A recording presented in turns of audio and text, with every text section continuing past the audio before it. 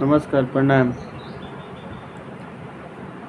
कल हमार वीडियो खूब चल रहे।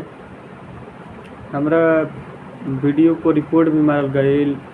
कितना यूट्यूबर हमरा वीडियो हटावे के भी कोशिश कइले, लेकिन ई बात सच बा।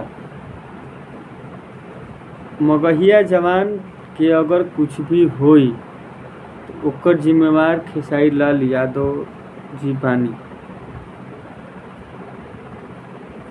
खेसारी लाल यादव जी से इतने अनुरोध है कि आपका जो चमचा है अखिलेश कश्यप, इसको हटाइए, तभी कुछ बात बनने वाला है, नहीं तो ये बात बनेगा नहीं।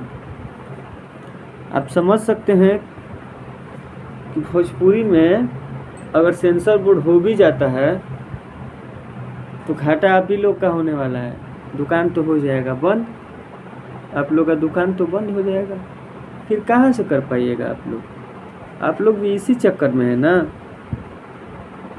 ठीक है, तो कोई बात नहीं, डुबाइए आप लोग। तो ये बात भोजपुरी इंडस्ट्री से उठ के पॉलिटिकल मुद्दा बन चुका है। भोजपुरी में अश्लील है, भोजपुरी की कितनी बदनामी हो रही है, आप लोग इसके बारे में सोचते ही नहीं।